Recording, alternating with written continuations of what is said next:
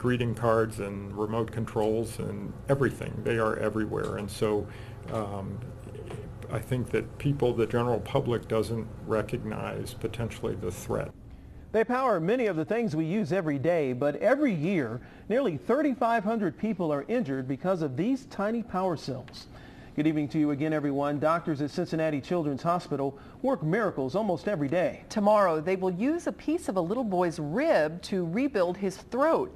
But it's how the child got injured that should be a wake-up call to parents everywhere. A tiny battery almost killed him. Local 12's Rich Jaffe is here now with a look at the dangers of button batteries. Rich. Cammie, these tiny lithium batteries are everywhere. They are in watches, they are in remote control units, clocks, you name it. They're so small that most people call them button batteries. And they, in the hands or mouths of small children, can be deadly. One day before another surgery at Cincinnati's Children's Hospital, 4-year-old Emmett Rauch and his mom joined his doctors to talk about an all-too-hidden danger: the tiny lithium batteries known as button batteries. When we tried to do research on it, there was nothing out there about it, just a small article by the National Poison Control. And that is when we decided this is what our mission is. Barely 1-year-old at the time, Emmett swallowed one of the quarter-size batteries. Lodged in his throat, no one knew what was wrong. We ended up taking him to an urgent care because it was a Saturday. And they sent us home with a cold diagnosis saying, sometimes it's just got to run its course. It's going to get worse before it gets better. But things got much worse. 2 days later, Emmett was in an emergency room. And an x-ray was taken, and they could see the button battery lodged in his esophagus. They could actually read the serial number of the battery in the x-ray. The battery virtually burned through Emmett's throat and almost killed him.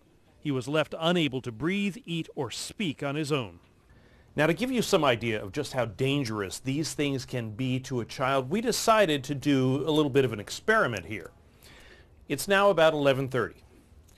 We're putting 2 of these batteries between a couple slices of ham. Half an hour later, you could see the outline of one battery. After an hour, you could see them both. The batteries do damage to tissue, both through their acid and their electrical charge. 2 years ago, Dr. Daniel Van Almen used a piece of Emmett's colon to rebuild his esophagus. On Wednesday, Dr. Alessandro de Alarcon will use a piece of rib to give him a natural airway and more of a voice. In a couple of months, they hope his own parents will be able to remove Emmett's trach tube for good. All right, so it's now been about 6 hours since we put the batteries between those 2 slices of ham, and here's what they look like. Take a look at this.